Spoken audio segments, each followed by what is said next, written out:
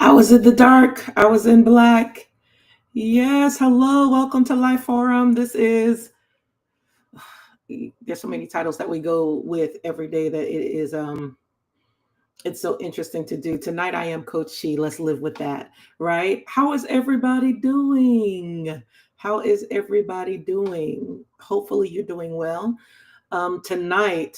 Today, it was a little bit off because our baby was not feeling the best. And so we ended up having to interrupt a whole planned day in order to get some things taken care of with her. She is much better, thank God. And so now it's been catch up time between this afternoon until this moment. So it feels like I'm sitting down for the first time, kind of just getting my mind right. But I am so grateful for tonight because this is going to be a great conversation. We started this whole idea around, or not an idea, but we know that April is Autism Awareness Month, and we have been having different conversations around the whole idea of autism and neurodivergence. Well, last week's experience kind of erupted into so many other things. And although all of the panelists were not on or stayed on last week, they are here tonight. And we have got questions, comments, thoughts, considerations. And we also have another guest tonight, which I'm really excited about.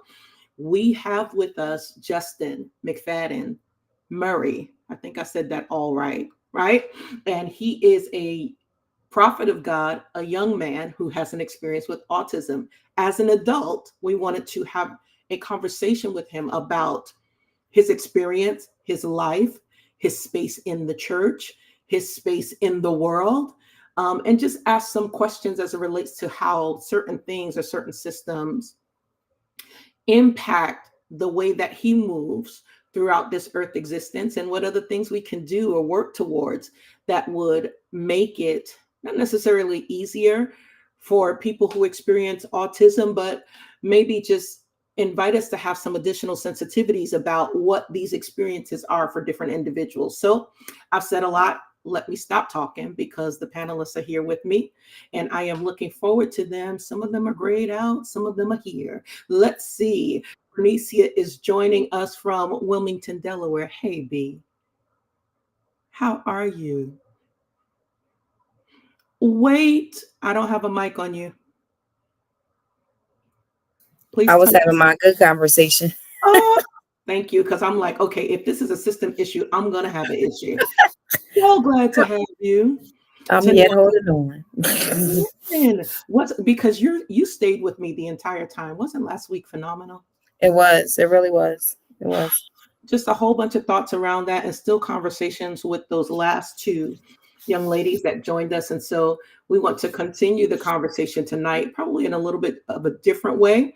We're getting ready to add Bree Jackson, the other Jack, that is joining us this evening. Hello, woman of God. Summary. The saints and how they wake up on this space is amazing to me. Thank you for the confetti, my dear. I You're so welcome. appreciate. Listen, it's Tuesday and it's a little sluggish, right? Yes, God. Yeah. It's ugly. It's a little sluggish, but we here. We're running in and out the doors. Let me see. The bishop is here. Oh, And, yeah, here we go. Prophet is here. Oh God, he good. looked like he is loaded. There he go. The bishop is here. Bless the Good. Lord, oh, our soul. Look, it's spirit Who fingers. was that? Spirit. It's a slide. It makes me feel like I'm giving very much villain. Well, with the dim lighting, I feel like every time you're done talking, we're Mm-hmm. just gonna go.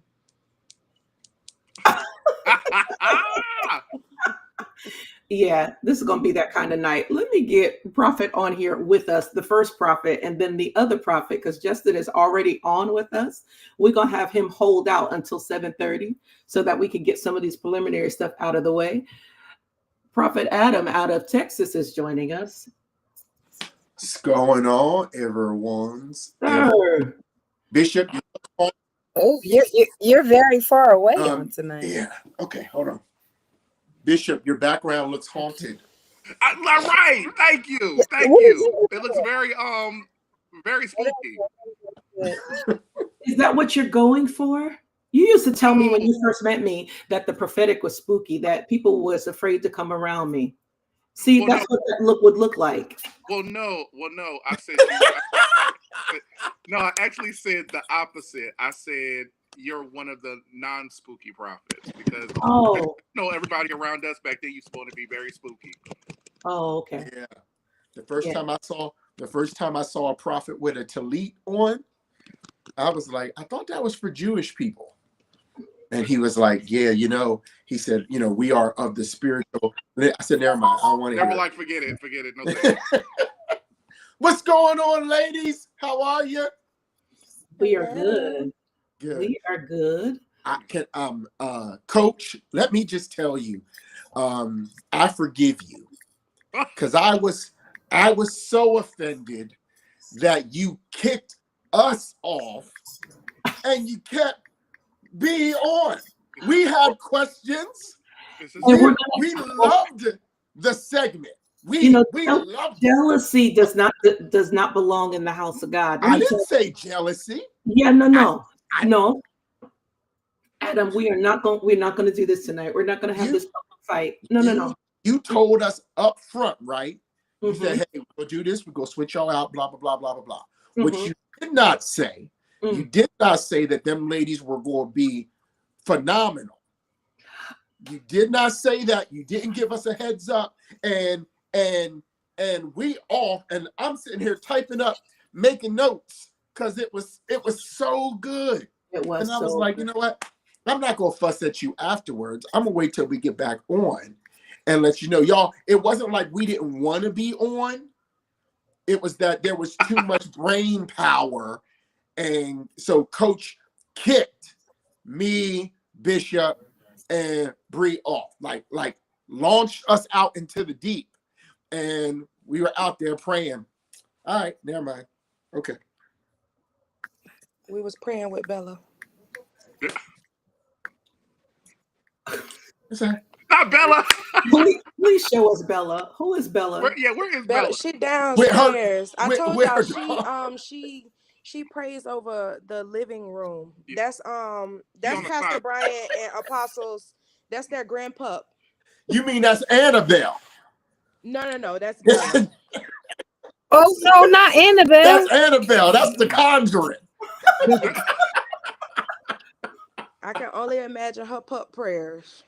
Oh my God. Well, let me say this. We don't when we took Kayla to the doctors today, I was telling my wife because we took her to a new doctor. It's a pediatric doctor, and it happens to be a black woman. Her name is Dr. Nicole. So when she came in, it was so good to see. I was just smiling ear to ear. I was like, look at these professional black women talking to each other. Because I told her, I said one thing about black folks, especially black women, they just have to have an understanding, so they can be very professional but very sister girl at the same time. Yes. So it's like it's like they using the big words. It's like, what do you use? Amphetamine? Yeah, like, yes, girl. Like so.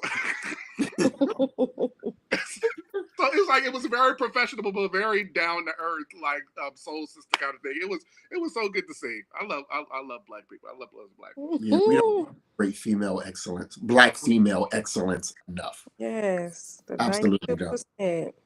I'm grateful. He got in the car talking about, look at my 92%er. I said, okay, Come we on. gotta celebrate. Come on. Yeah, it was good. We had to get the baby girl some assistance today, so I'm grateful that we got through that. Listen, everyone, wherever you are, please share. This is going to be an amazing conversation. It always is, and as you can see, as the prophet has foretold by trying to backdate us to last week, the only reason why they were not allowed to stay on was, number one, we would have had too many blocks and we needed to concentrate the conversation. But I had no awareness that those women were going to be as phenomenal as they were, and they indeed were. So tonight, including the one that stayed with me, BJ, because there's so much experience that she has with that, we're going to answer some questions as we share with Justin, who who has been so gracious as it relates to this. We have some people in common. Apostle Pam is our Auntie Pam, and that's his mommy Pam. And so we're waiting to get connected in this conversation in order to do some overlapping and just get some real good backdrop about this experience. So you still have time to like, share, send this information out, get some people watching the panel. I had some people call me this week and said that they were going to watch tonight specifically because you know what's happening down here in South Florida? There are a lot of ministries that are starting to recognize this neurodivergence in their atmosphere, and now they don't necessarily know what to do with it.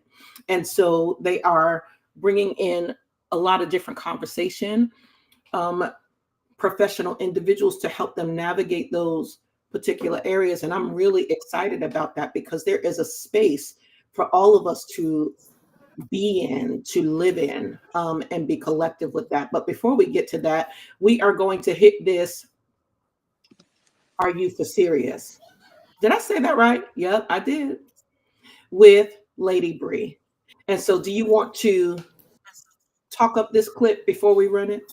I just want y'all to see what the Lord is doing. Oh my God. You know what?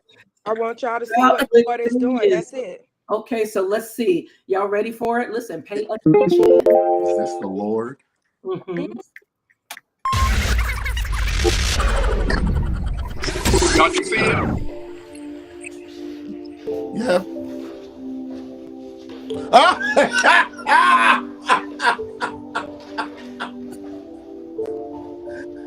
Oh my God.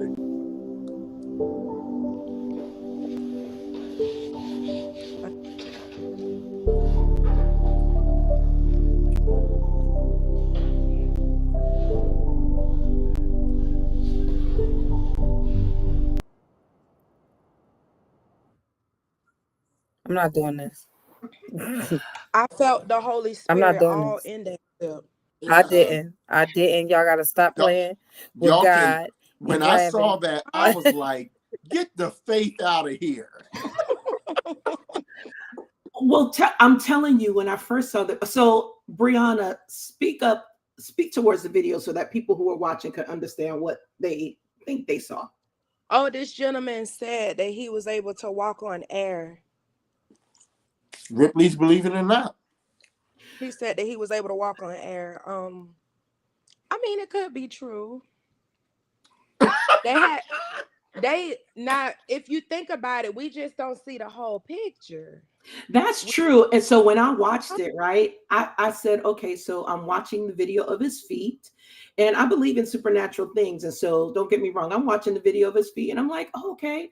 Then I had to take a second look because, common sense in those areas is not my first suit, right? I'm studious. People. So yeah, I'm not one of those. So I sat back and I said, okay, well, why are we watching his feet? Why we didn't watch the whole body? My husband is sitting there and he's saying, did you not see the shadow that was just on the side? I said, no. Yes, I did. I saw none of that. It was demonic. First of all, you saw the shadow. You saw the shadow of the person that was helping to hold him up, and then when his feet went down, you saw the shadow run away, and then they need to turn the music up because I heard the door close. The guy, whoever helped him, skedaddled right on out there, and then closed the door all the way. Oh my God! He was running. He was running, and then why he let his feet dangle like that? I was bothered. I think that was the twinkle part for me. I think that's what got me. Like, what are we doing? The scripture. He had angels in the living room, and in their hands, I'm not doing that. They bared him up. I want to say, I believe that was total BS. Okay. And I don't mean belief system. That's not what I mean. I mean the other BS. And we do believe in the supernatural, but like you said, Coach, my first question was, all the money he supposedly got in that house, why aren't there 2 cameras that showed him coming down the steps and then walking on air? This is the type of stuff that makes the authentic look crazy. It discounts the authentic. Yes. People play too much. This what he Why was you trying playing? He was trying to be this. He was trying to be this. And why is your name Prophet Shepherd? You couldn't just be one? This is what he was trying to be. Spooky. That's what he was trying to be. I think the question is he for serious? Was that a joke? That really is the question. Or was that like, was that ministry? What was that? Because I want to be in the same vein they in. I looked him it up. Was he a was joke? very serious. He's very serious. Yeah, he was very serious. very serious. Because if you've seen him minister, then he is a prophet. Like, he is one, and he's out there and he's known everywhere. But that was so somebody lifted him up. I don't know, but this is that stuff that makes people laugh. It's just horrible. Walk the water. Yes. You guys are the worst people to be on a serious chat with. It's the Sir, we need a But that's why I want to know. Oh Because- no. Invite No. Because that's why I say Invite him. spooky, because spooky don't mean that you're powerful, but spooky is void of power. Right. It ain't the Holy Ghost. You one of them ghosts with the blankets over you. And you're purposely Booga, booga, booga, booga. yeah, he's purposely trying to deceive, because he knows that there's people in Africa, in his country, that are going to believe that. There's people that's going to believe that. And it's like, man, and right now, this ain't what we're talking about. But right now, we are in for serious, but for real though, we are dealing with, I think there is a whole competition seemingly going back and forth between the prophets and the witches. And that is crazy. And so it's like, we need to stay out of it. Let's stay out of it, because anytime you're sitting there trying to compare your powers to another person, you've immediately disqualified yourself, because it ain't your power anyway. They need to get them. They need to get the witches off before they even come against witches. They need to get them witches off their intercessory teams first. But that's a whole nother different story. I love that. My mysterious always. Because I've always said that a prayer a prayer circle can turn to a coven real quick. Yeah, I'm writing a book right now, y'all. It's called Christian Witches. So, anywho, yeah, guys. Yeah. That's got to be a conversation. You were saying, Brianna, you are so grateful that your segments bring so much conversation. Oh my God. Lord have mercy. Now, if we actually want to go with free for all conversation, all we got to do is start with a serious. I'm telling you. Always. That's a good one. But let me segue here, because we're almost at our time where Justin is going to join us. I want to show you all this, and it's going to lead a lot into our conversation. My husband found this earlier today, and I loved it when I saw it. So I want you all to see a display of oh gosh, what was the title that he called himself? He is a neurodivergent. He is on the spectrum. Let him speak for himself. Let's do that. My name is Savant Deshaun Devereaux, and I am autistic. Happy Autism Awareness Month. The whole month, just for people like me and you. This is my first one, so I'm excited. I don't necessarily know what I'm supposed to be doing, but I am, so feels like that's enough. I am autistic, I have savant syndrome. I'm a gesticulator. I don't know ASL yet. I am learning right now, but gesticulation helps me speak whenever verbal frequencies get hard, whenever I don't have a mask on.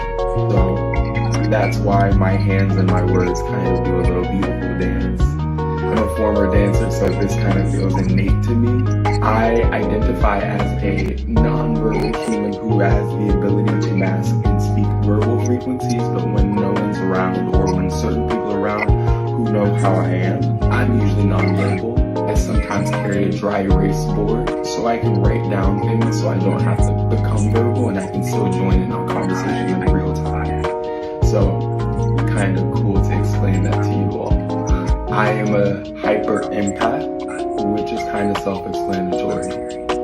I love big and I love hard. Don't regret any of them. Kind of require them within myself. That's how I know the love is real. Want everyone to meet every part of me. And hope you all have a great day. Have an amazing Autism Awareness Month.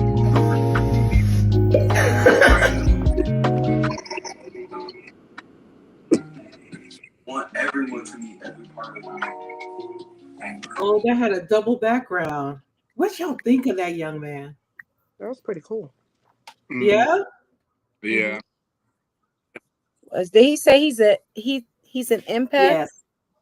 What was the name of it? Where is he at on the He spectrum? didn't have a level. He said that he has savant syndrome. What is that? Yeah, that's what I was looking for. And so that, Brian, you looked that up this morning, right, babe? When you were Yeah. talking about it. What was the definition of that space? Savant syndrome is, hold on, let me look it up again. Savant from what, hold on, wait a minute. Savant syndrome. I actually thought that was really important when he said that, because there are so many different distinctions in the spectrum. When most people think autism, they just think one way, but the reason why they relabeled it and now call it ASD is because the range is wide. So when we think about savant, we think about highly intelligent, highly gifted.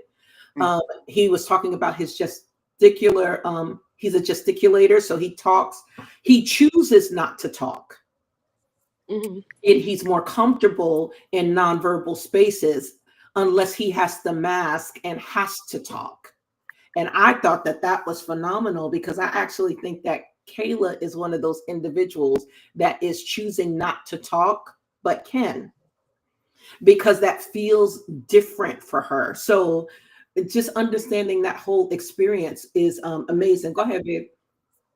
Savant syndrome is a phenomenon where someone demonstrates exceptional aptitude in one domain, such as art or mathematics, despite significant social or intellectual impairment. So for the young man, his giftedness was in that empath and the dance area, the creative arts, which he probably would thrive in, because I've seen some other videos of his, and he is an excellent dancer.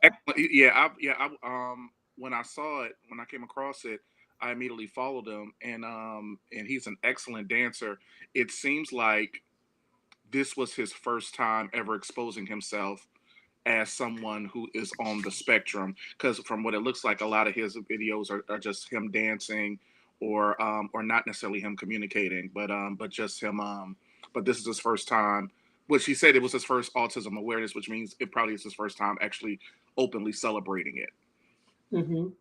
Yeah. Hey, Coach, are all of the labels necessary? You know, in some spaces, labels are used to wrongly identify, and then the label is used to correctly identify. And he does come off absolutely as a savant, but then there's the syndrome. And so I'm wondering, how healthy are all of the labels? How healthy is it for someone to say, even though it's not what someone would do, I completely identify as this, or I identify as that. I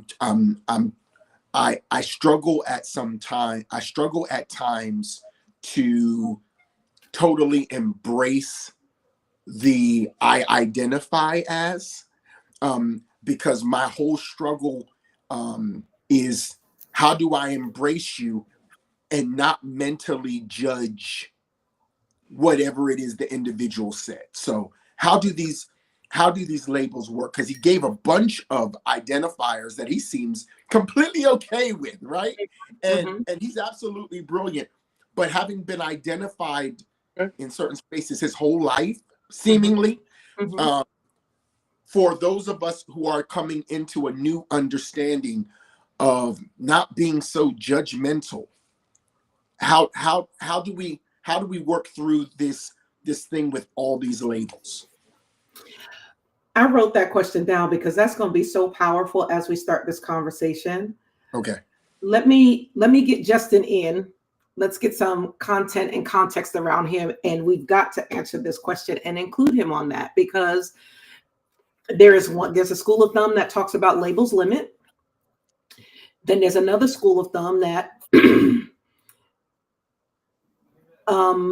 we don't need labels in order to just be who we are. There's another school of thumb that says, rule of thumb, or school of thought that says that, labels open us up to certain areas, especially on the spectrum, because of the things that may come with it.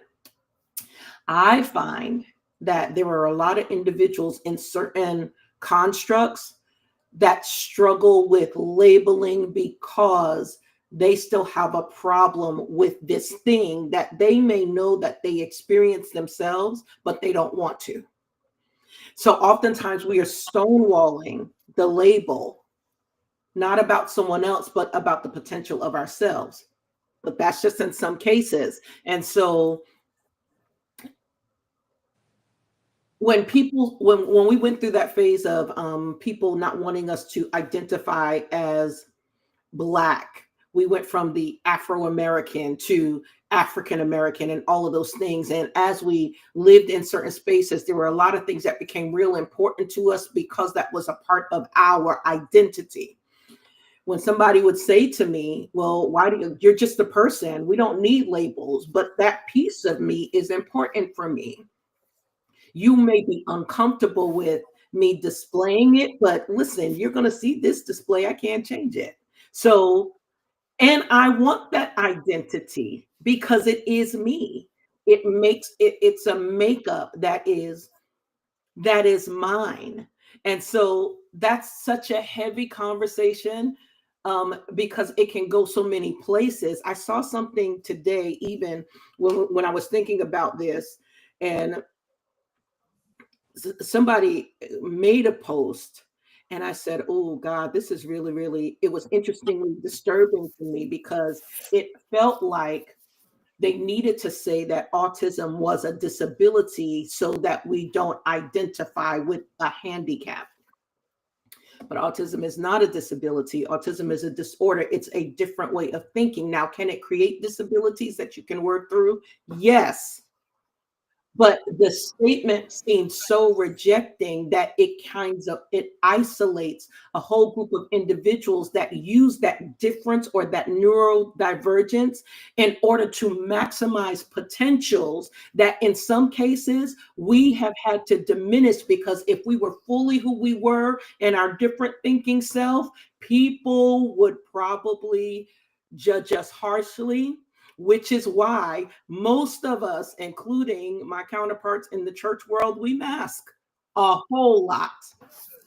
We mask a whole lot, and it doesn't have to be around neurodivergence. It can be around anything. Masking is just masking, but hold that thought. Justin is here with us, and we will get this conversation started, and I don't want to do that without him. So Justin McFadden is with us tonight, guys, and we will have the opportunity to have this conversation from his perspective, growing up and experiencing autism in his way, being a prophet in the Lord's church, moving in that construct, and seeing how that difference enhances his ministry, enhances his life, all of those different pieces. So he's just been in the background looking at us laughing and carrying on with this conversation. So I'm excited to bring him on. Justin, thank you for joining us tonight. It's a pleasure. It's been challenging with autism throughout the years with me. I got sort of diagnosed at like 30 years old, but I'd always been suspected since I was a kid. Okay. So I couldn't talk till I was maybe about 4 or 5 years old. I had a lot of problems with coordination. I had just eye contact and everything that I worked on with God's help. And it's just been challenging throughout the years because it made people not be able to understand me.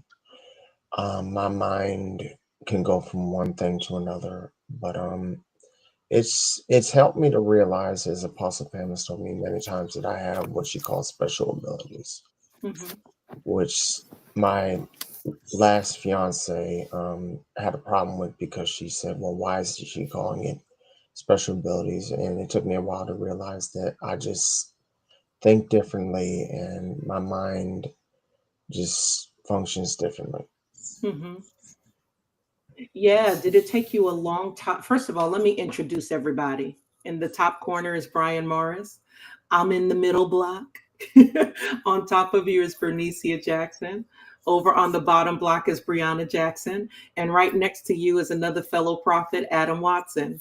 And Mm. so we are all engaging in this conversation tonight because it was so beneficial, even when we watched last week, just individuals who are relating to or raising children.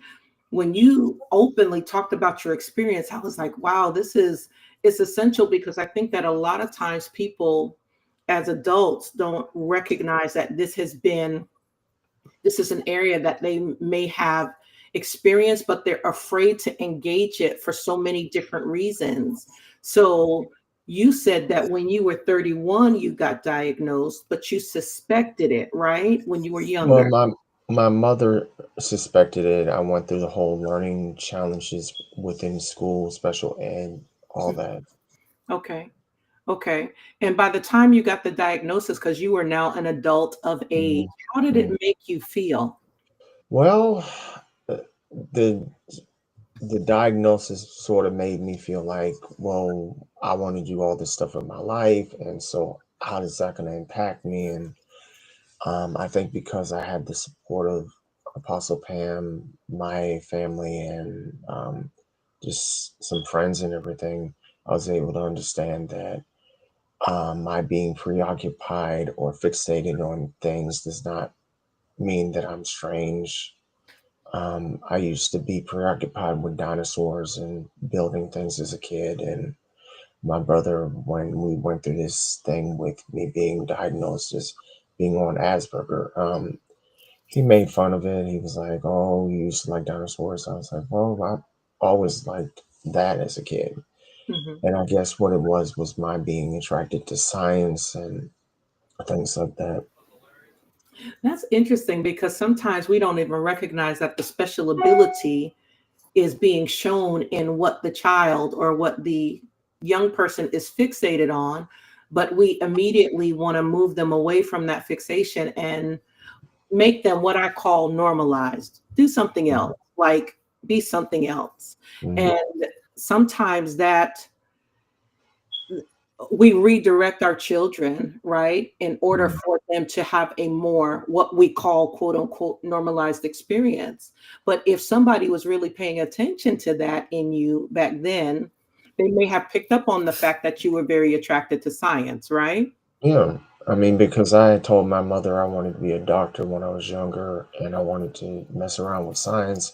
And she sort of discouraged it because what doctors had said and just what their mindset was, and them hinting that, I was going to be in special ed the rest of my life, and, Mhm. being able to go to college and ace my classes just, and I attribute that for going through PAMI when I was younger and just being able to sit in with all of the apostles and the prophets, that they infused their intelligence in my mind, and it broke something in my life. Whereas before I couldn't write very well and I couldn't, really think the way that I needed to think. And Mhm. so those environments, from the time I was like 21 years old to when I moved to Tulsa, it helped to unlock things.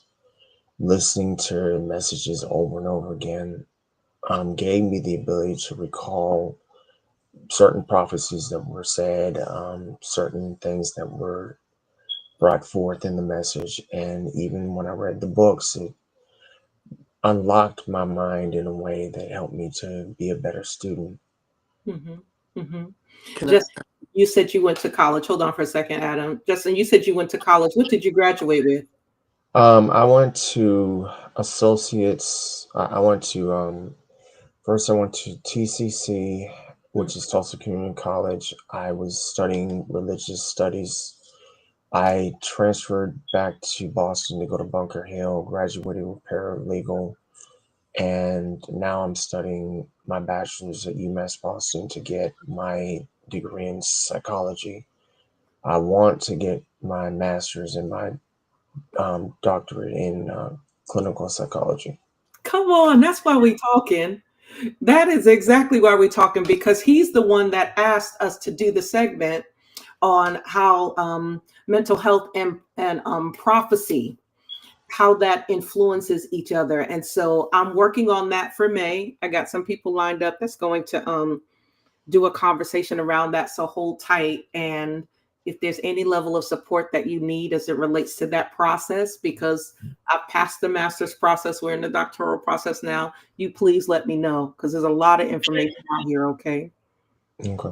Yeah, yeah. Adam, ask a question. Justin, it's a pleasure to meet you, sir. Here's my question for you. So I looked up the word autistic, and it says a pervasive development disorder of children characterized by impaired communication, excessive rigidity, and emotional detachment. Next verse, next portion. A tendency to view life in terms of one's own needs and desires. The reason why I've always had a problem with these definitions, sir, is because it sounds like it's a season of life. Everybody, if we're going by this definition, then everybody has a season of autism, or steps into a place where they have impaired communication, excessive rigidity, emotional detachment, or viewing life in terms of one's own needs and desires. As a prophet, right, you are dealing with number one, you're gifted. You're gifted on one hand, and it almost seems like, correct me if I'm wrong, but it almost seems like in the same vein of you being gifted, that giftedness is being negatively defined as autism. And for somebody who I've always wondered if I was autistic, because I think differently than other people. I love math and I love science. Some people think I am. Some people think I have a disorder. I don't know what it would be. I seem totally fine to myself, but but I'm wondering how did you navigate your giftedness being defined as a disorder? Okay, that's a loaded question, so I'll give you the short one. When I was about 21 years old, about 21 years old, I started having a lot of encounters with the Lord. And I'm not talking about like a vision, I'm talking about like I've seen him face to face and all that stuff. And I started hearing him telling me that he wanted me to go to the nations and all that stuff when I was younger. So when I started trying to come into my young adult years, my mother, being the pediatric nurse that she was, took me to a doctor and they started labeling me as bipolar. And so I was going through the phase of, I don't want to hear that, whatever. It took me coming to Tulsa to have my Apostle Pamphlet, to help me to understand that my mind goes from one way to another on polar regions, and that there's nothing wrong with that. It's just that we have to get it under control. So I went through a phase where I went through medicine and everything, And I'm still on that after I had a nervous breakdown about 14 and a half years ago, which is why I'm in Massachusetts. But I've had to deal with navigating my gift and understanding that I was called to be a prophet from my mother's womb, but having to deal with the fact of family thinking there was something really odd with me when I left the Catholic Church at 17 to follow this God that called me, that pulled me out of trying to kill myself at 16 years old and said, I have much more for you to do than you realize. Don't kill yourself. And I said, God, if you're real, show yourself to me. So when I started having these encounters with him, my mother, being the person that she was, made sure that when I left Tulsa, I left Boston to go to Tulsa, that it was understood that if I come back here, you're going to drop this religious junk, because she felt that there was no way in the world I was a minister. This was a preoccupation. So I dealt with a lot of rejection from my family, a lot of not being understood. And even within the church, they didn't understand me. Different ones that tried to place schizophrenia on me when I was younger through deliverance ministry. And I had to have those words of power and authority broken off me by Apostle Pamphlet. Um, and it's just like people didn't understand it. They didn't understand that I was just different. I've come to learn how to accept myself. It is a struggle, which is wondering why I wasn't created like everybody else. But I guess that's the way that God wanted me to be, so that I could reach people that other people can, or just to explain things that people can't, you know. Justin, let me tell you why I love your answer. And I love your vulnerability with that, because I think sometimes we put disorders in a demonic category, and we do human individuals a disservice by attempting to suggest that if there is something that is out of balance, then it is not purely perfect or made by God in his image. And that is the biggest mistake that people have made about difference. We are scared of difference. Anything that is non-managed, we could have anything out of balance, and if it's normalized, it will be accepted. Mm-hmm.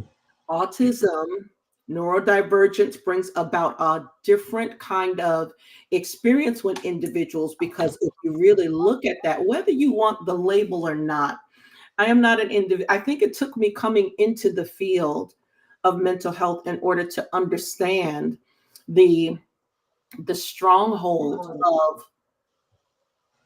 of how much people could fear labels versus spending their time honoring more of their difference, so that it is not confining to them, because we spend a lot of time in our own self-judgment. The other judgment is hard, but the self-judgment is harder, especially if you are surrounded by people who say your difference is off and we're not going to make room for that. Mm-hmm. Your answer was stellar to me, and I really, really am grateful, because two things you highlight, and I want you to speak to this. Number one, you highlight your community, and Apostle Pam is that kind of girl, right? That's our Auntie Pam. She's that kind of girl, right? Tell us how important having a community that you can thrive in, how important that is for anybody who has a different type of thinking that has a label or a term. I think that my earlier years when I was in church, it was hard for me being in the Black church, and part of it was, and I'm just gonna say this: when we look at Mariah Carey and we look at, you know, Alicia Keys, and we look at people like, all these people that are mixed, you can say, oh, we know they're mixed because they're brown. I came out of my mom and my father's relationship that was illegitimate to begin with. I mean, they weren't married and they were just like, you know, they Yes, they can see me. they were Hi. they were Oh my God. he Guess what he was a happened? he was a Aiden, black Aiden. man, she was a white woman, so I came out this shape. And so growing up in the black church, it was hard because they didn't understand me. They thought I was making it up. They thought I wanted to just say whatever. I was mixed and they judged me and everything. When I came to Apostle Pam, she was one of the first people that embraced me and said, you are, who you are. And she finally saw it and said, you're biracial. So, she would always joke around with me and try to, whatever, but she accepted I was part black. But it was, I think, being in the black church also, they didn't understand why I was the way I was. They thought it was, okay. All right. They thought that it was some demonic issues with my life or whatever. And it was hard. It was hard for me to fit in when I came to Tulsa. I'm not saying that it was a perfect experience, but it was wonderful for me to get around the generals of the faith and get to ask them questions and be able to learn. Mm-hmm. At the same time, I had to deal with people who had inflated egos, who thought that they had arrived, and I had to learn what being a servant was. The first thing that God told me when I left for Tulsa, when I was in Back Base Station, he said, you're going to learn what greatness is, and what you're also going to learn is how to serve. And that was one of the hardest things in the world, to learn how to serve when I was not out there all the time. Mm-hmm. But I learned how to be a son, and I've watched people say they're the son of the ministry and they're nothing but bastards and everything. So when I had to learn how to just be quiet and watch and observe, it was not the easiest thing, because there were times I wanted to flow, I wanted to go forth, and a lot of the times, Apostle Pam wanted me to sit down and be quiet so that I could be healed from the traumas of my past, and that I could understand that this is a lot more than just being on a stage. I mean, I've learned so many of these guys, that the one that you just had on recently, with the floating shoes. The problem I had with him is that that's chicanery. Okay.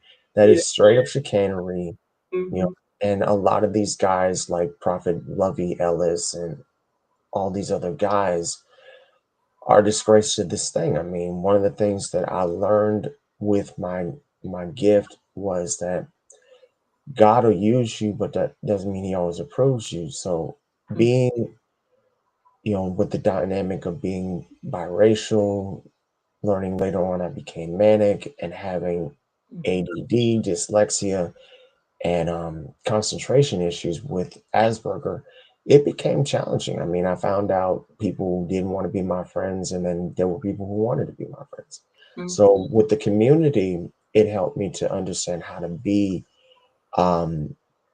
secure in myself. And I went back to school because of Pammy's program, and it helped me. Mm-hmm. Yeah, I love that. I love that. So I was first off, shout out to also Vanette. When I met her, and I served with her daughter Melody once a month. So shout out to her. I love the fact that the first time I actually met her was because of Coach Shizetta. And when I told her I knew her, she was like, "All right, you're my nephew now." So she just claimed me. But one of the things is up until Shizetta, and Shizetta is a different breed. But most of the prophets I knew before her were very exclusive. You're out of our box unless we welcome you in. They were Mm-hmm. welcoming. Apostle Pam was very welcoming to the point where she came and sat next to me, and her consecration convicted me. I don't know how else to say that. The girl was with God, and I was like, I need to get closer. So shout out to her. I've never had a bad experience with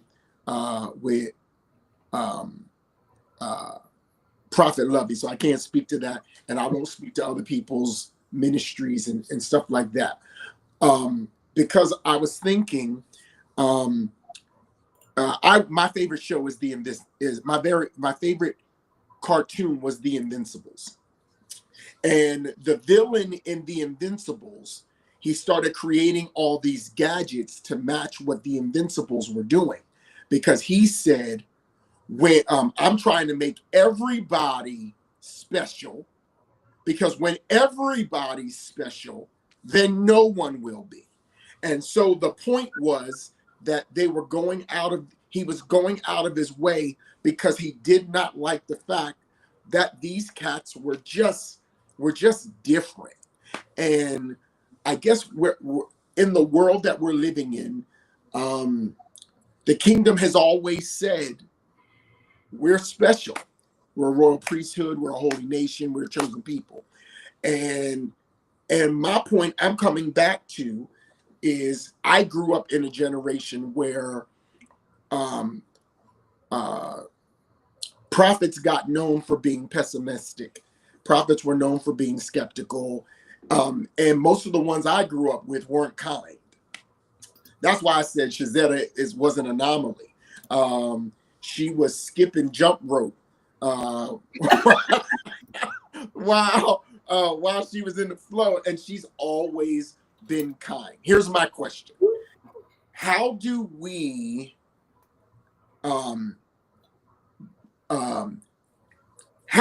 minister to other gifts?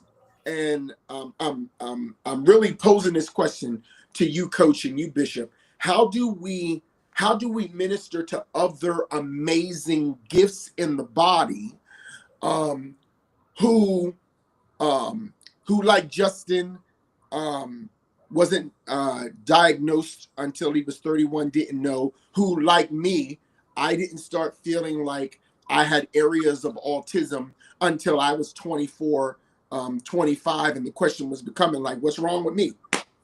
So how do we minister to amazing gifts? Here goes my point.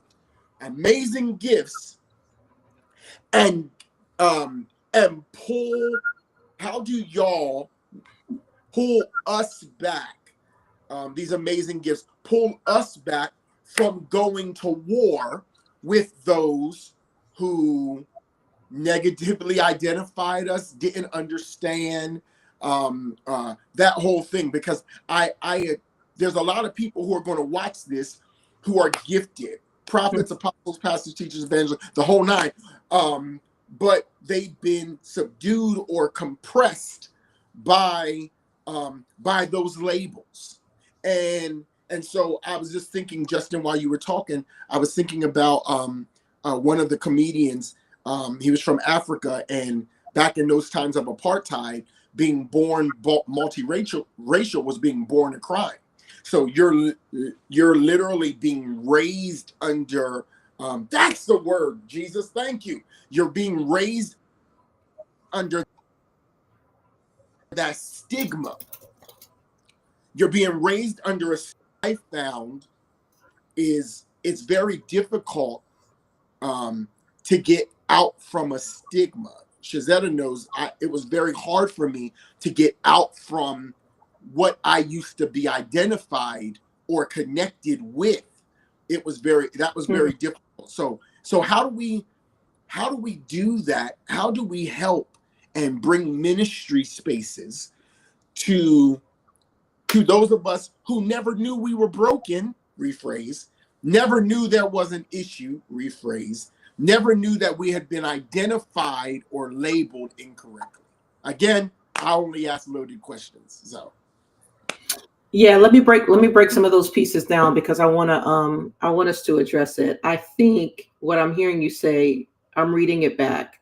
How do we minister to gifts in the body, to those amazing gifts in the body, and keep them from going to war with other individuals who have either mislabeled them or have suppressed them by with labels? Right, because a lot of them are fighting.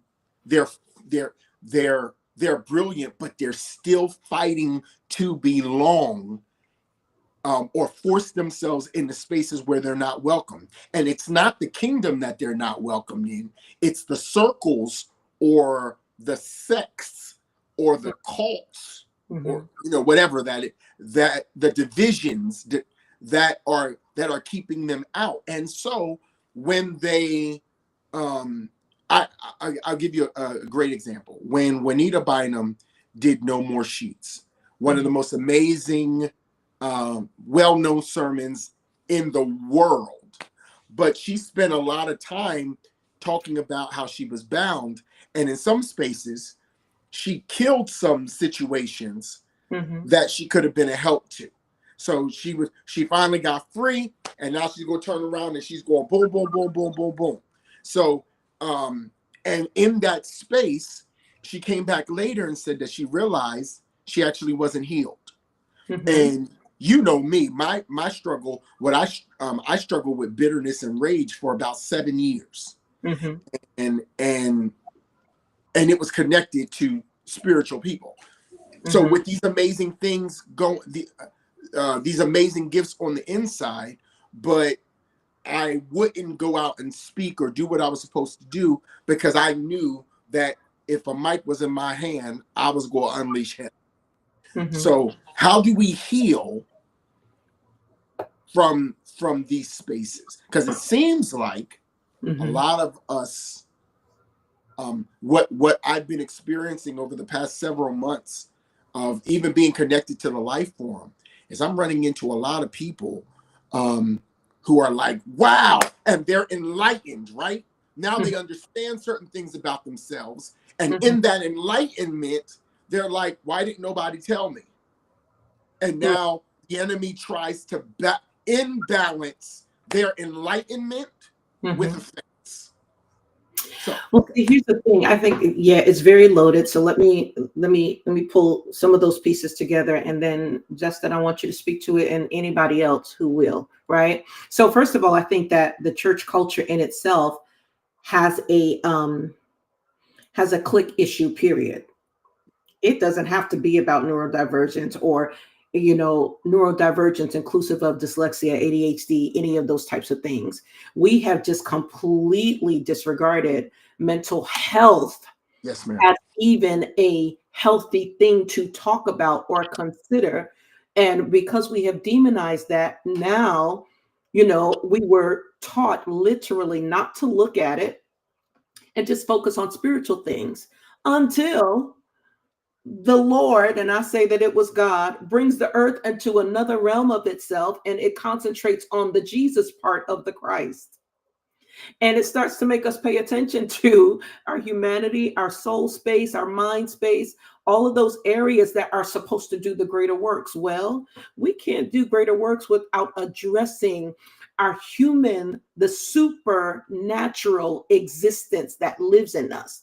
Now, if we're honest, the supernatural existence that lives in us does not look like neurodivergence, but I'm telling you, it probably is.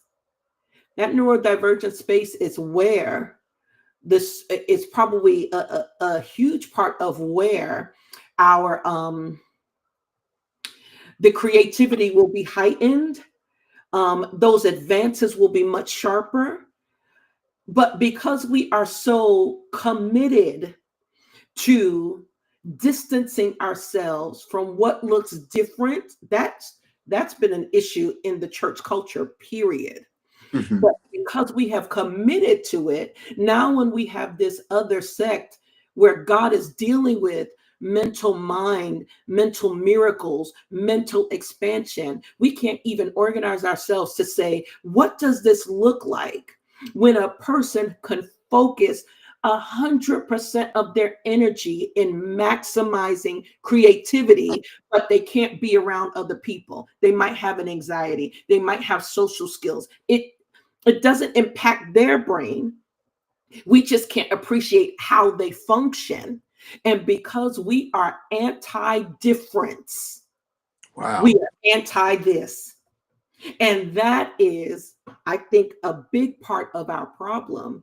We are anti so much that now when there is something new being released in the earth and God is organizing it, we can't see it for what it is. We'll say, oh, well, you got to conquer so much. Well, I will tell you that Kayla has taught us to listen more and speak less. That when we think about how God spoke to Adam, it was telepathic, it was not vocal. When we think about all of the type of energy and creativity and frequency that we miss out on in our minimalistic spaces, and then say we are the natural, normal expression of God, then we limit how much more will come out of us. I believe that when Dr. Rick Daniels came to the house in Chester, Pennsylvania, and he kept coming to Delaware and messing us up all the time with this indigo child experience and crystal child experience, I think he was talking about these children. And we have got to work out our anti-difference attitude and look at people from a different perspective, because we see diagnosis and say you're not qualified. No, that's not what diagnosis is. Right. Diagnosis just addresses what makes you disconnected from yourself and aids to help bring you into perfect alignment with yourself. Because when you're in perfect alignment with yourself, you are at your most maximum.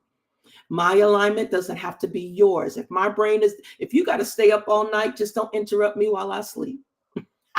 And I have that in my house. That's me. Listen, we are opposites in our nature, in our thinking. And then it takes effort to find the levels of communication, whether vocal, body, mental thinking, awareness. We've got to work through that in order to come to camaraderie. But oftentimes we are so committed to our anti-difference that we refuse to address anything that doesn't look like us. Then we get challenged when we see ourselves in the difference, and then we're like, oh my God, nobody's going to accept me. So then we mask, we hide. Our issue is not neurodivergence. Our issue is anti-difference. Somebody else talk, because I feel heat all over me. There's a reason why God has allowed this to enter into this season, and we are paying this kind of attention and having this kind of awareness. There's a reason. You cannot convince me. And I was in the room. Layla was with me. I remember it. She was 2. So it was 12 years ago when that man of God, we was all in Arizona, and all of a sudden he was preaching, Dr. Daniels, and all of a sudden out of his mouth, he started to declare mental miracles. I will never forget it, because at that moment, I knew that that was my mission. I went back to school for what I'm in now.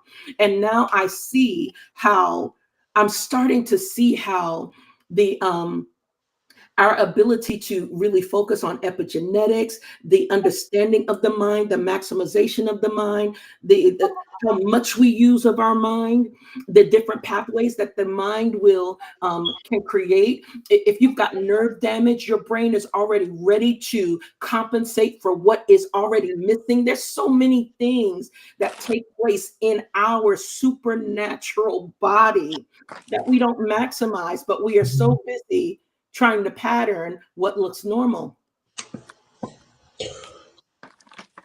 I was going to say, I think that going back to something that Adam said, I don't know if I'm phrasing this correctly, but I think you were saying about the labeling. I forgot exactly what you said. I think that labeling can be a blessing and a curse depending on what side of the situation that the equation that you're in, I guess, so to speak.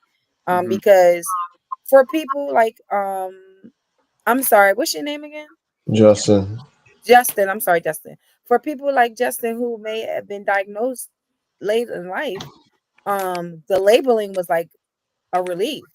Or like, okay, all right, well, this is what's like things start that makes it kind of pull all of the pieces of the puzzle together. It's like all of this time, this is what has been going on with me. Mhm.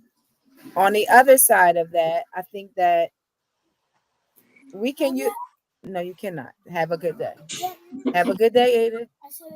Yes, it is. Goodbye.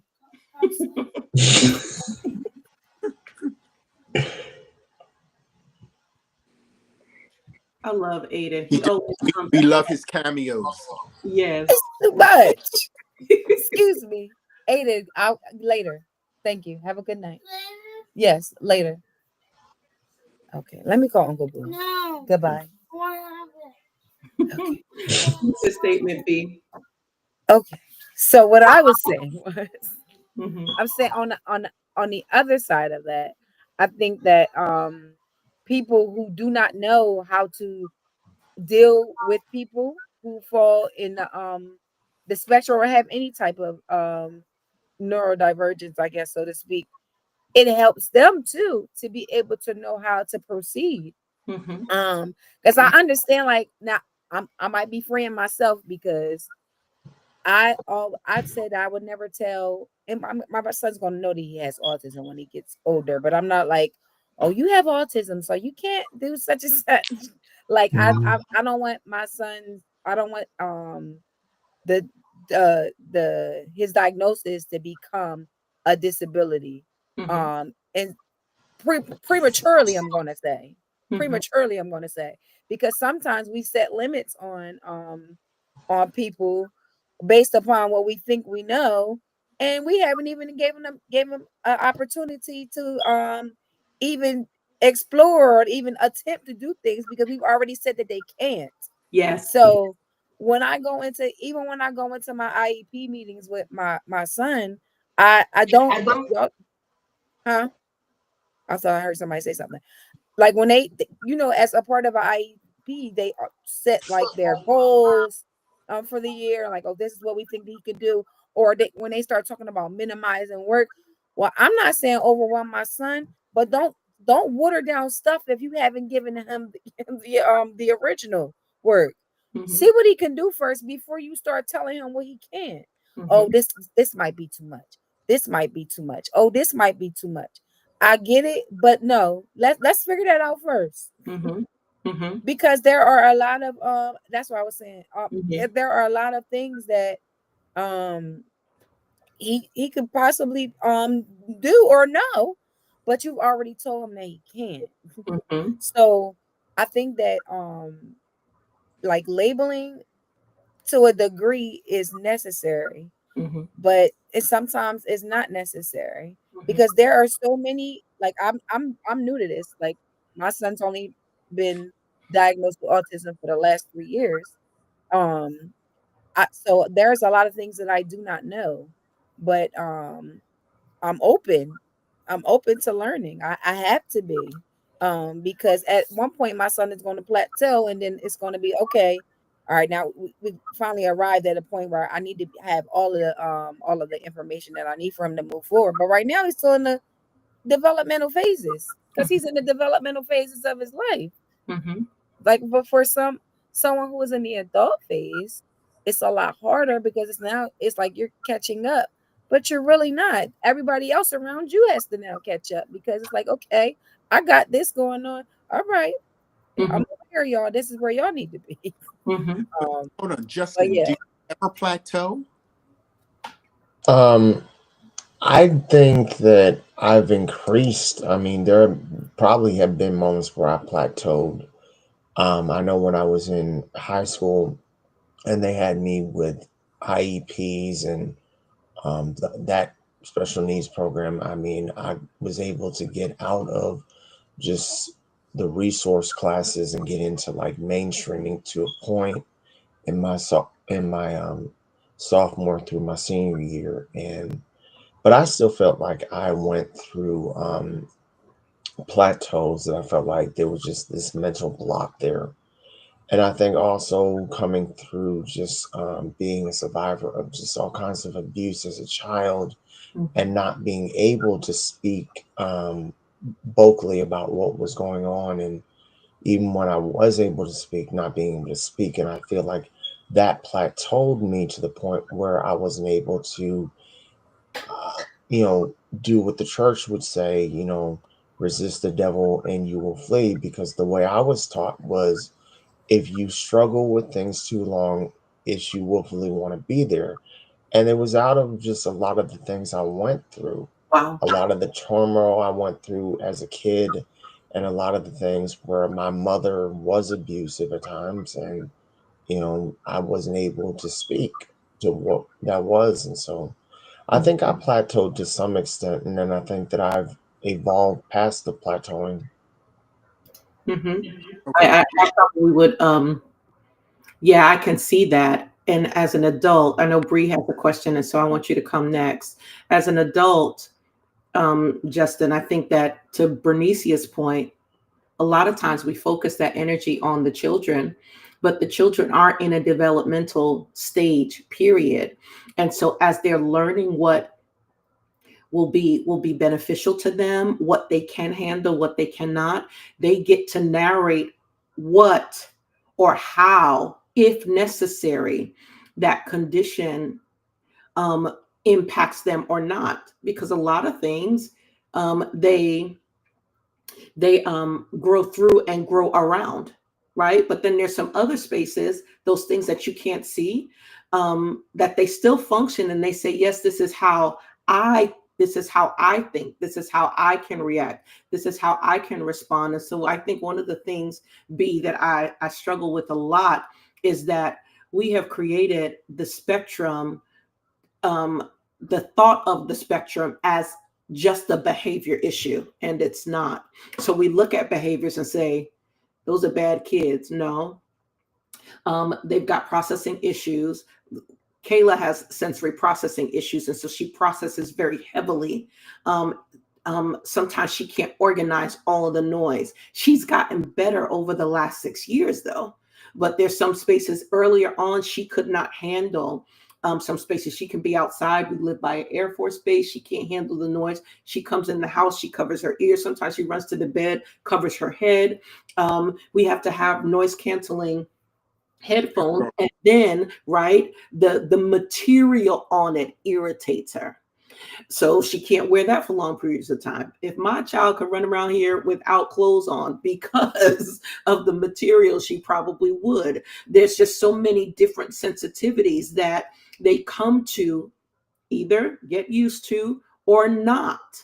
So when they come into their adult space, they get to navigate how that impacts them. But we have children that are acing in school, reaching high levels, moving in professions, and they still have to monitor and manage themselves at whatever area of the spectrum that they are on. So that speaks to a powerful point, B, and thank you for saying that, because our children are more than just their behaviors. They're kids, and they will develop in and out of things, their hormones are going to hit, and they're going to still have teenage experiences just because that reality. So thank you for highlighting that. Bree, come ask your question, and Adam, I'm going to get back to that noise space for you.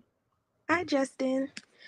Please forgive me because I don't recall you answering this, but if you're repeating yourself, I'm just asking them. Please forgive me.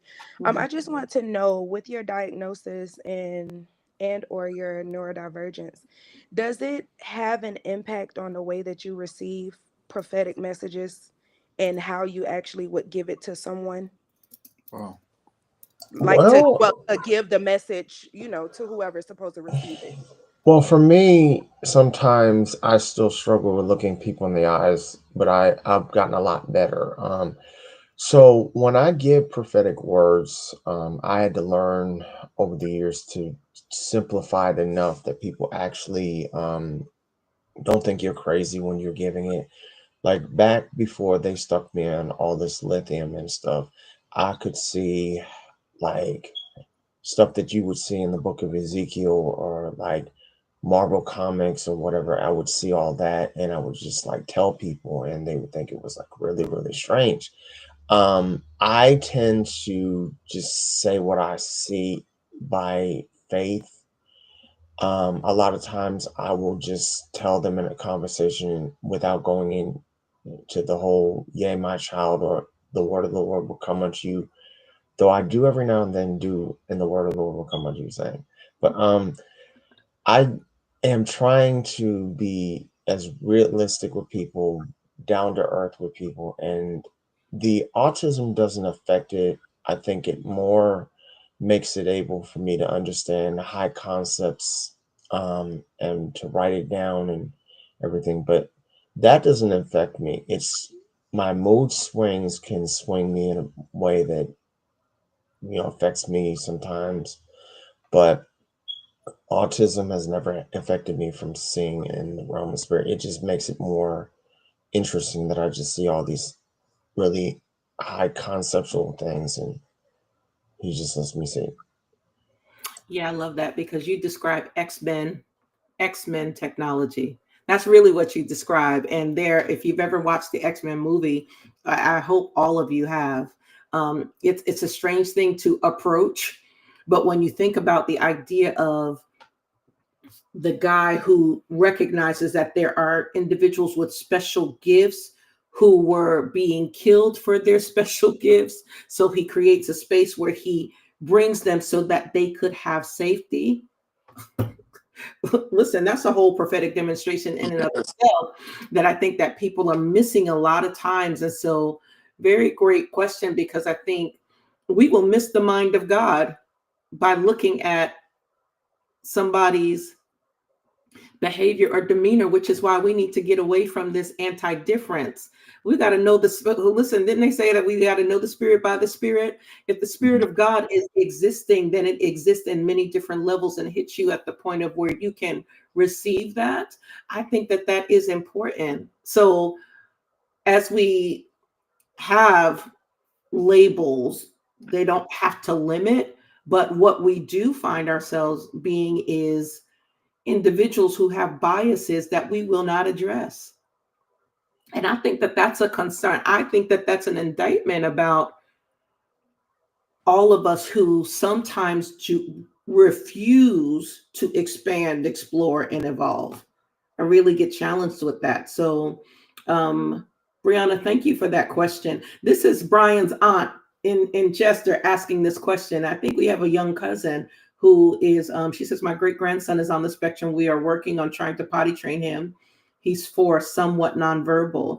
And so how do we as a family navigate and help him understand potty training and help him, I guess, get to some level of communication? He also hates noise. For us, listen, it will look different with everybody. That's why the spectrum is the spectrum. No one person is the same. So Aunt Emma, I'll speak this to you, and then anybody else can add if they have experience, Bernicia, and even Justin, if you have some recollection as it relates to this. Wherever there is a deficit, find a resource for. So I know here in Pennsylvania, one of the things that we have access to is a registered behavioral therapist that works with them to help with those kinds of transition spaces. Kayla did not need assistance with potty training. That child was so determined. She just did it and then was done. She did not need a process. When she was ready to do it, she did it and was just on to next. And I said, okay, well, yes, ma'am. Because that's how she did that. There are other people who need assistance as it relates to that. And so there are therapists that work with children in order to get them through those phases, and families. I want to encourage you with this. Don't forget that the child is a child. And I'm saying that from myself, because as soon as I was with Kayla when we got the diagnosis, and all kinds of things was going on in my mind. Brian was at the plant And I called him and he said, tell me what they said. And we was talking through it, and all kinds of things was going on in my mind. And immediately I went into, let me shelter my baby, let me shield her from the world, let me, trying to figure that all out. It took me 2 years to recognize that little determined chick was running circles around me. And somebody had to ultimately say to me, she's a child. And when I put those two pieces together, it helped me understand that Kayla is determined. She's stubborn like her mama for sure. She got strong will. She's gonna do what she wants. She's gonna say yes. She's gonna say no. She's been slow in coming into her words, but every now and again she will speak full sentences, and we'd be like, "Where did that come from?" She's been holding on to it the entire time, but she's choosing not to speak. There's a lot of determination in how they process the world. And so don't despise the fact that they are a child. Take them through the process that you took your other children through, right? And if you need speech therapy, seek that out. Just because they're nonverbal now doesn't mean that they will forever be nonverbal. There are children that are on the spectrum that wait to talk till they're 11, 12. And so those concepts are there. RBT is a therapist, the speech therapist, occupational therapy, even physical therapy can be helpful. So reach out and look into those resources so that they can provide consistent support for your grandson. And let me know. I need to probably call you and just kind of see what that process is looking like up there for you, so that we can send you some more resources and get you connected in some other spaces, because we do want to help. But don't give up, because what you see today could be very different in 2 years.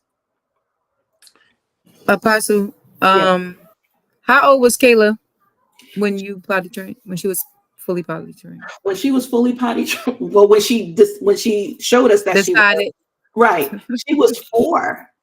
Okay, I'm about to say. She was 4. And so we was concerned, because I think Brian and I was at the place where we was like, oh my God, we didn't want her to go to school if people had to change her. There was one time she had to have teeth work done, and they had to put her under anesthesia. And I remember, babe, you remember this, where we had another child who was there.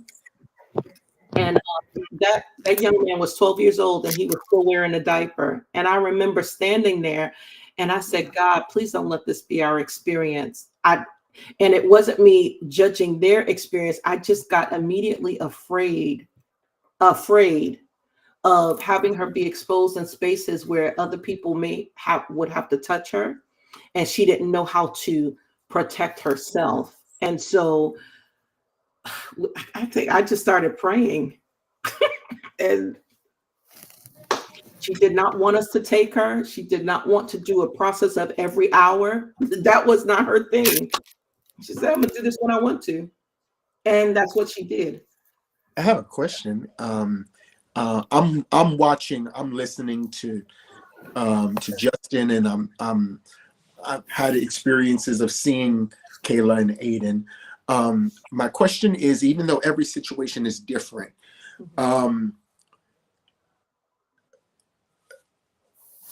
I'm watching, I'm observing levels of independence. And so when it comes to being gifted on the spectrum,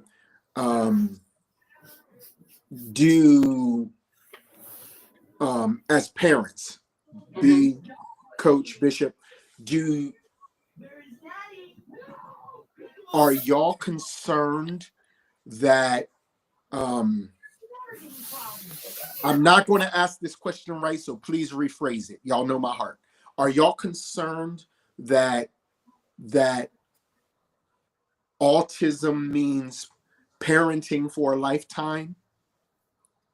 Or do most, from a research statistics spot, do most people who are gifted or autistic or on the spectrum, do most of them gain their levels of independence as they develop, as they grow up? I don't want to put everybody in the same box, because we're having a completely normal conversation with Justin, and I don't want people to say Justin's fine, everybody else is going to be fine. So, all right, that was my question. Yeah, Justin, you speak to that from your lived experience where you are now, because I don't know how old you are now, but I know that you were an adult male. How's Yeah. your process been? Well, when I was 27 years old, I moved out on my own, and that was about 23 years ago. And so I lived on my own. I did have just issues living on my own, getting into trouble and everything like that, but more or less keeping myself living independently. And then I had my breakdown, and then my family put me in group homes, and then I basically had to live with my brother. My mother recently just passed, but um, I've had to worry about almost 50 years old. I'm about to graduate. Hopefully, if I can get everything paid up, I can graduate soon. And then I want to move out of state and then go back to school and get my master's and my doctorate, and then basically go get married and everything. And it's been a challenge because work has not been the easiest thing in the world for me. I've done everything from courier work on a bicycle to be a security officer to stock shelves to mopping floors to all that. And I've been able to take care of myself without my family. And then I've had to go to school, be in doctor's offices, go take medication, and it's made it hard for me to work again. But when I have worked, I've been able to put a roof over my head and feed myself. But I did come into a bunch of debt for the second time. But I'm working on it. Hmm. I love that because everybody's experience will be different. And that sounds like life, right? It sounds exactly like life. But then there's this extra space of um, things being a little bit harder because it can be more of a challenge to navigate those changes. And so this is what I'm hearing Justin when he's talking about that. For me, with my husband, it's a conversation that I have a lot. Um, I think we've thought about if something happened to us, who would care for her. Um, I can have an anxious brain sometimes thinking about 20 years from now what that looks like. And then I have to grab my mind back and say she's still developing. So I've got to walk with her while planning for her. And so, first of all, and Brian is getting ready be tickled with me again. But listen, I'm an advocate for the kids never leaving the house. Period. Right.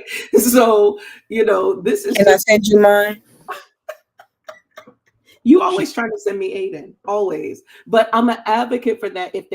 You will always have a safe space. My mother always gave us a safe space. Although we left the house at 19, 18, we was having our apartments rolling out on our own. So I haven't been back home since, and I'll be 52 this year. Right. So it's a long time.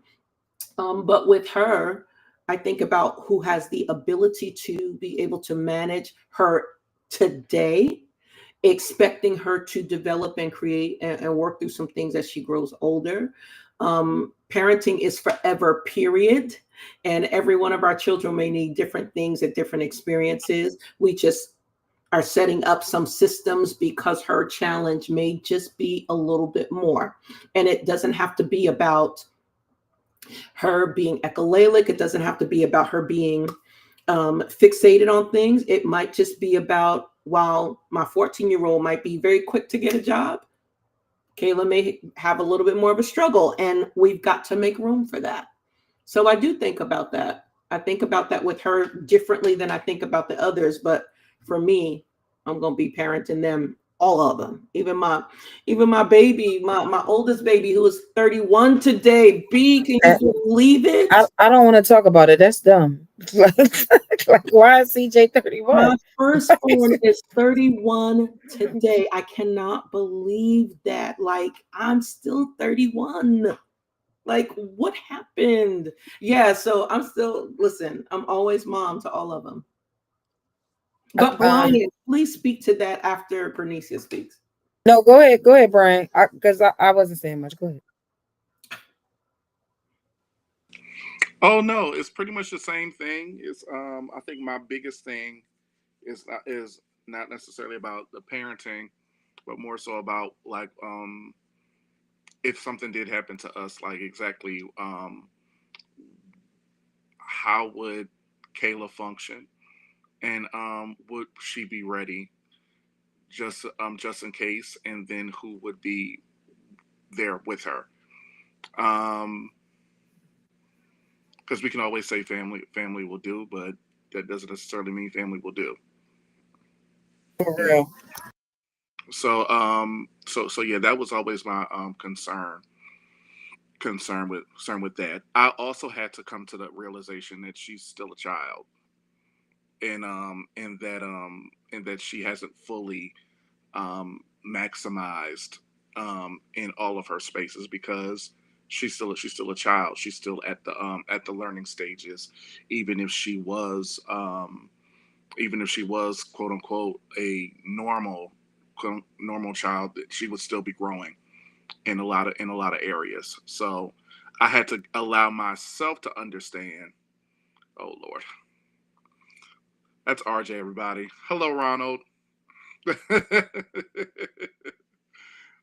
He I'll tell you guys about him offline. But I'm glad he's on, because he's, I'm sure, I hope he's definitely paying attention.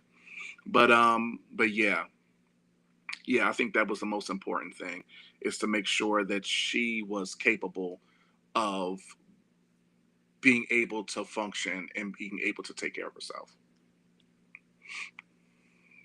Yeah, I agree. We are at 8:38, and I don't want to hold us too long. Um, I have one question for you, Justin, and then I think I'm going to end if everybody else is well. So if you're not, type your questions in the chat so that I can make sure that we address them. Justin, I have this one question for you. What can the systems, whatever system, the social systems, um, the church, the religious circle, um, social environments, the educational system, family structures, what can those systems do better in order to make room for individuals who are on the spectrum? What would you want them to understand?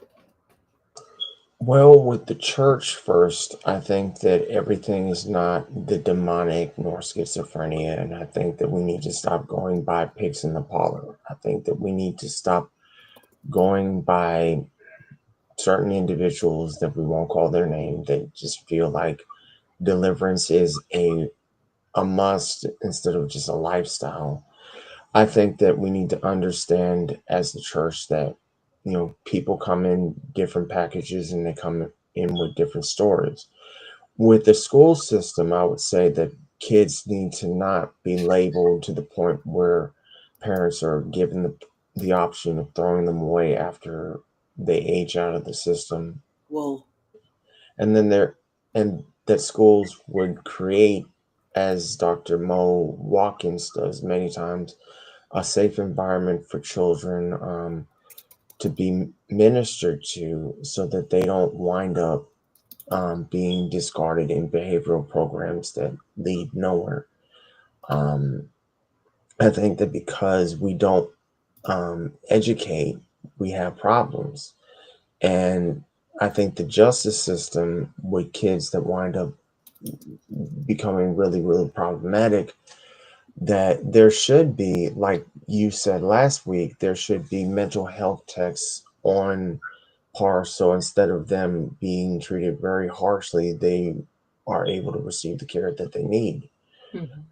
And I've had my run-ins with law enforcement before, and I think that had they understood me a little bit better, it wouldn't have been like they wanted to go throw me away and everything.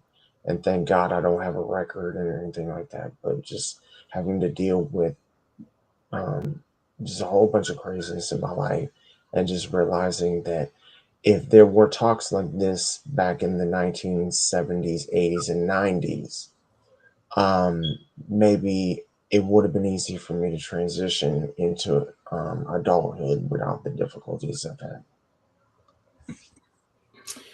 Justin, why would you drop a mic like that?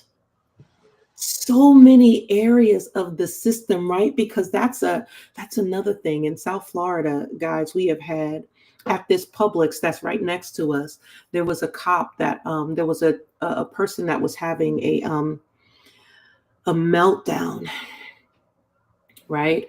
The cop couldn't recognize it and ended up shooting and killing the person. Happened up here. Mm-hmm. And that happens a lot when people do not understand what they're observing. And this is where the prophetic comes in, right? The exposure of this space for us in our own personal life made us pay more attention. Sometimes that's how things are introduced. We pay more attention when it's introduced to us. And so now my husband talks now about how he can recognize individuals who may have sensory challenges. And we have more grace for that. And we understand how to engage that. But when individuals are not trained to know that there could be more than just rebellion going on, or somebody who is trying to be defiant because of the tantrum or the meltdown on any given day, if Kayla is disturbed because she is still considered nonverbal, she's going to act out in her behavior. And I would hate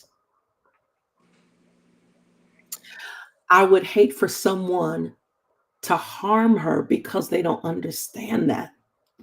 Yeah. I would hate that. And so, Justin, huge spaces, because that's the added thing that comes with being on the spectrum at whatever level, right? Because we have 3 levels. We have spectrum level 1, very functional, just have some deficits, minimal deficits. You could pass as normalized in a normal society and people would think none the wiser, right? Then you have level 2, which is where Kayla has more deficits that she has the ability to develop out of or not. And then we have level 3, which is significant deficits. They may never talk. They might have social issues, social communication issues for the rest of their life. They might have disabilities in addition to that, educational, intellectual disabilities, all of those things that come with that. And so there are varying degrees, which is why it is a spectrum. So nobody knows where people will vary from one space to the other. Elon Musk is on the spectrum and he's in the White House. It's crazy. Right. And it's amazing because that's how that intellect, that high functioning brain, that's how it can work like that too. Well, can we spend some time talking about then the traumas of autism, or the traumas of the spectrum? Because not only do those of us who have level 1, 2, or 3 going on, right?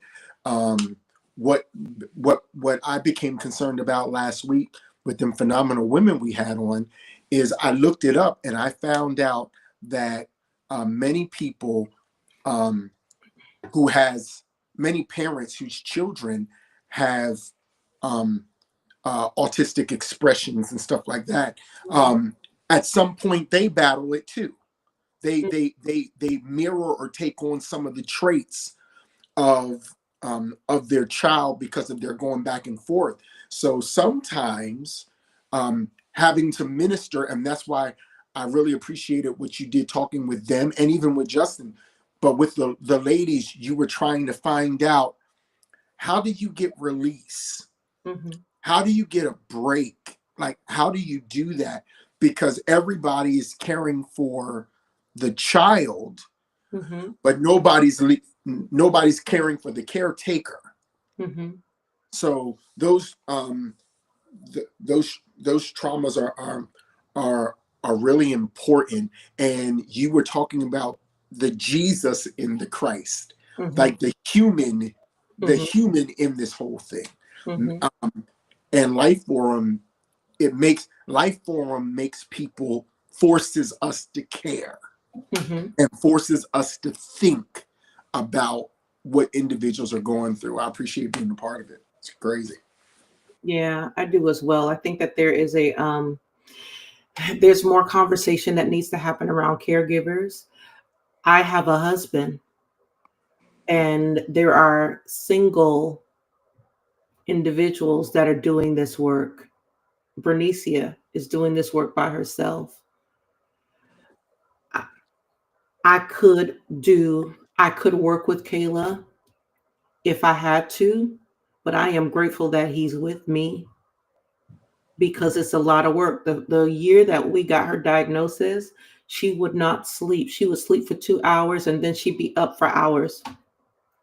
When I tell you I was caffeinated out, but kept drinking coffee just to maintain her her energy level. I think in the last year, and she'll be 9 in July, she just got on a more normalized sleeping pattern in the last year. Yeah. So having support systems, I love our local community here, Evo team. I love us sisters because Kayla gets down with them and they get down with her. Community is important. That support is very special. I am now leaning into my husband saying, go take a nap. Because before I'd be like, I got this. And maybe it was me like hovering Mother Henning. I got this though, leave me alone. I got it. We all right. And I would sit there and look at her and just be praying, God, God. And that's all I would say. I'd be like, God. He would have to go to work, so he needed his sleep.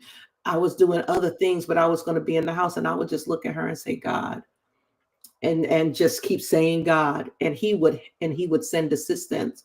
There is such a need for support communities.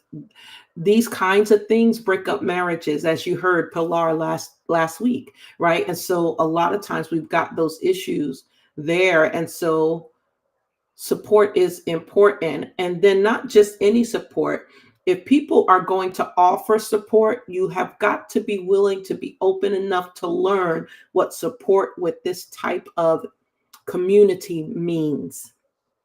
Because just because you would spank your own nephew for acting out, this act out is for a different reason. And so you've got to minister to that differently. So when Justin talks about the behavioral spaces, in our school systems, if you've got bad behaviors, they're putting you in a behavioral school with the intention of you never coming out of that environment. Because once you are labeled that, see, so you're going to get a label one way or another. If you get the label that helps understand what's going on with you, we can provide assistance for that. But then when you refuse and then you get labeled bad behavior because you can't manage your concentration or your hyperactivity, and they put you in a school like that down here, you're not coming out of that. And that's the problem when you walk in denial, because there's assistance for this. There's assistance for whatever deficiency in the moment that's there. But sometimes we want to beat it out of them. And beating it out of someone is never going to happen. That's not the way to approach that, right? So Justin, you said a whole lot of things in your response. It was stellar. Thank you so Thank much for that. Yadi is here and she's asking, as a sibling of someone that is disabled, how do we provide support when our parents are sometimes in denial that our sibling will always need assistance? You know what? Sometimes parents, Yadi, can be traumatized. They can still be stuck on the fact that their child is disabled. And so they coddle. We cradle. We're like, oh God. And so we put our minds in a mindset that says we're always going to take care of this, we're always going to take care of that, it's okay. And we baby people. The goal or the hope would be to allow for additional conversations with parents who are in these spaces. Pray that they would be open, slide some information to them, because most people can be more independent than we think in certain spaces. And if they have the opportunity, they can thrive. But sometimes parents can be so stuck in their traumatic experience about having a child who has a disability that they never move past that space. So encourage them with some more conversation, slide some information, and keep pouring in that way until they can see, and hopefully see sooner rather than later, so that the person that needs support will receive it. I, Um, I also think from that standpoint that parents can also go to the other extreme. mhm. Instead of super coddling, they try to act like it's not there. Yes. And I think in a lot of cases, in the beginner stages of when I realized that Kayla was on the spectrum, I was there in some cases where it's like she's a regular child. Mhm. She's a regular child, and yes, she is. But at the same time, me saying she's a regular child was more so me trying to say I'm not going to do anything different. But I think Mhm. that's where the labels come in, where the labels are a benefit because the labels also show you what to do and what not to do. Like Mhm. don't like you don't add ammonia and bleach together. Mhm. So the label says don't add it's bleach, don't add ammonia. Mhm. Know what I'm saying? Mhm. What it does is it doesn't limit you. Mhm. It just confirms that you need to go another way. Which is the anti-difference. Yeah. I think that's important.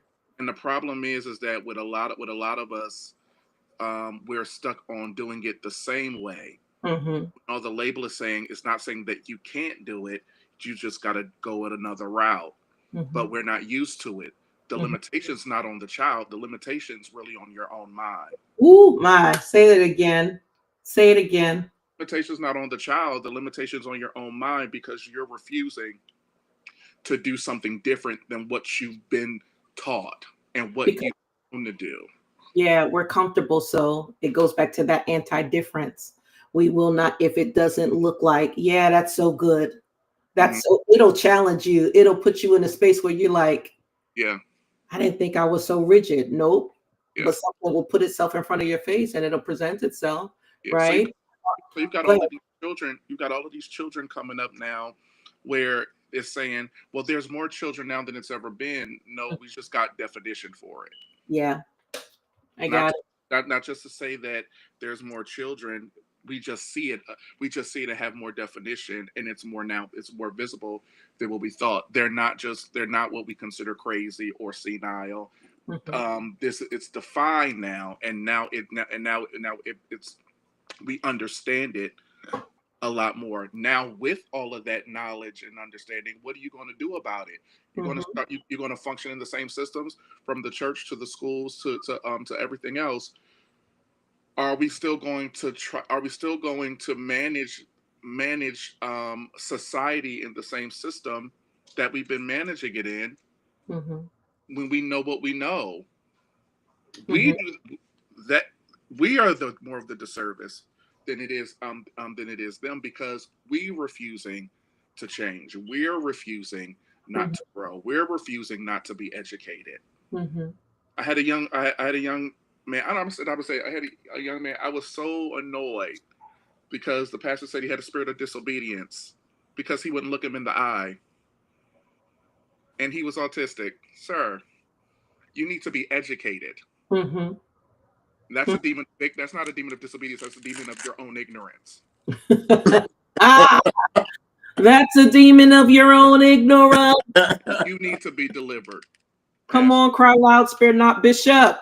Yes, that is so important because, see, a lot of people don't think about that. Old school says you shake somebody's hand firmly and you look them square in the eye. Yes. But if somebody has an issue with you touching them or having boundaries, Kayla doesn't even hug us face forward. Mm-mm, But that's not rebellion. mm-mm. That's just difference. She has a protective space that covers her space, and that's how she protects herself. Yeah. We have to oh, we have to open up so much more of this. Dina Sanders, Justin, to your point, she's saying, Diane Sanders, traumatic experiences also can sometimes mask the attributes of autism. Yes, especially in Black community, because we are conditioned to carry trauma as if trauma is a way of life. And so we don't even recognize that there are some things that are traumatic, and this is studied, right? Traumatic things can manifest in mood disorder.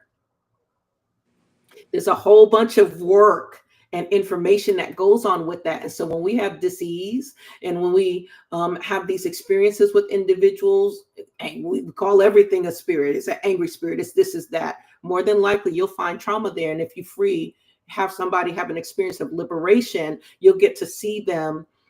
Even if they still have difference, you'll get to see them in a healthy experience of their difference. And that's the goal that we want for everyone. That's the goal that we want for everyone. Yadi, I see your response here, because I know that in this culture in South Florida, we have a lot of Hispanic Latino individuals that kind of refuse to expect anything else than what they are normally used to expecting. And so we have this thought, they'll just be fine. They'll just be fine. They'll just be fine. And sometimes people live with that. And through that, if there is a window of opportunity where you can keep feeding information, keep doing it.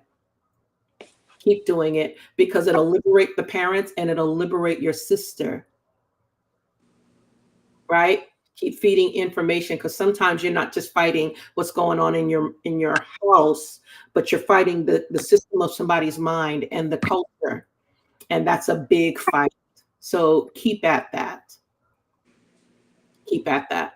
It's 8:58. We got to get out of here. Justin, come on, have last words for us. I'm so excited that you agreed to do this. Will you come back? Yes, I will come back. I know you are going to drag me back on here. I think for me, I'm used to doing this because Dr. Mays has been helping me out to get in touch with my emotions from what I went through as a child. And I call her Dr. Pam Burnett, or she should at least be Dr. Pam Burnett, has helped throughout the years to get used to being before people. But what I'll say is that I wish the church would, instead of trying to be so prophetic that we see visions of the future, we could see the destiny of people who are autistic or whatever.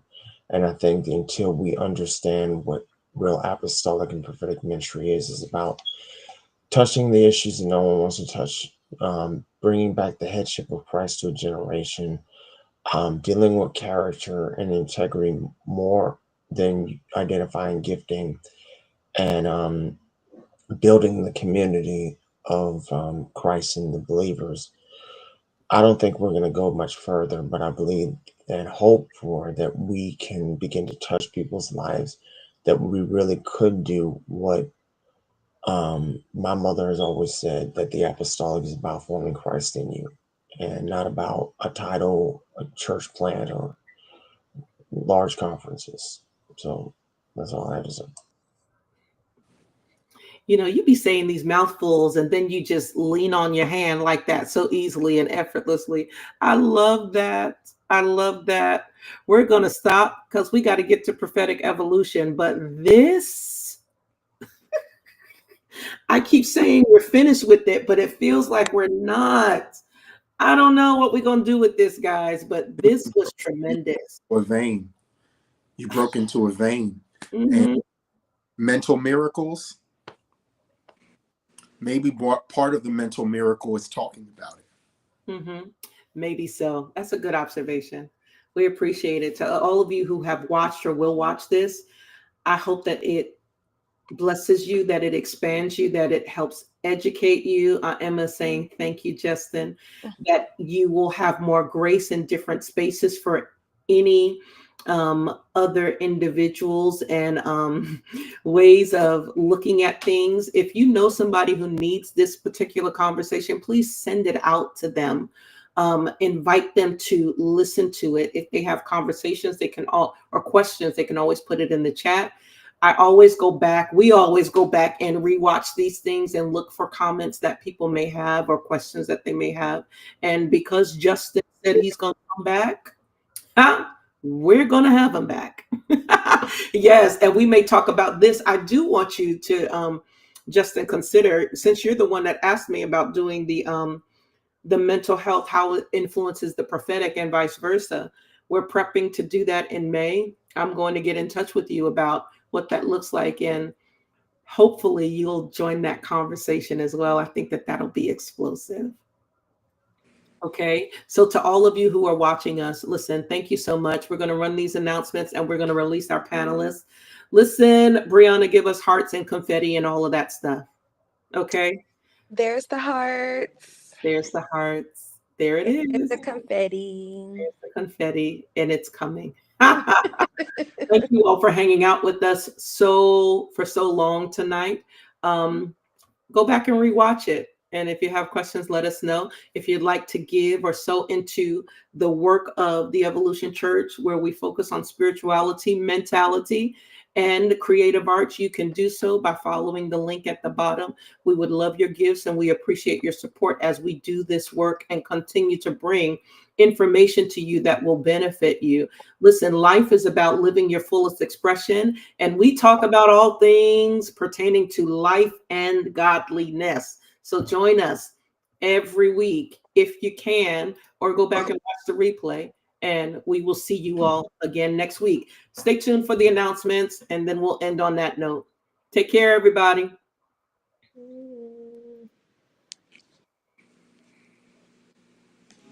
Y'all know what that is? It's amazing. Evolution Church South Florida would like to invite you to worship with us. You can connect via our second Sunday virtual community or meet us in person for our fourth Sunday experience. Both begin at 3 p.m. sharp. Remember, this is the place where we explore, expand, and evolve. See you soon.